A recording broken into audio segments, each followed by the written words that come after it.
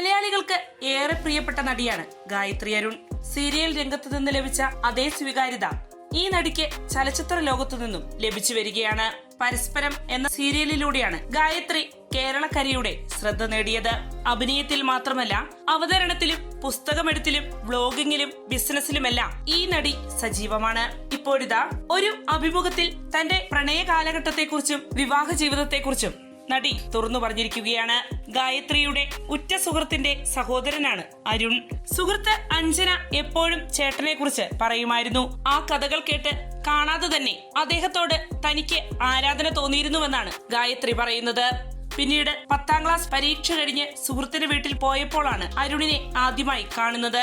ആദ്യം കണ്ടപ്പോൾ തന്നെ ഒരു ചെറിയ ക്രഷ് തോന്നി. പിന്നീട് അരുണിനും അതേ ഫീലിംഗ് ഉണ്ടായിരുന്നുവെന്ന് മനസ്സിലായി. കാലക്രമേണ ഇരുവരും പരസ്പരം ഇഷ്ടം തുറന്നു പറഞ്ഞു. തുടർന്ന് വീട്ടുകാരുടെ സമ്മതത്തോടെയാണ് ഇരുവരുടെയും വിവാഹം നടന്നത്.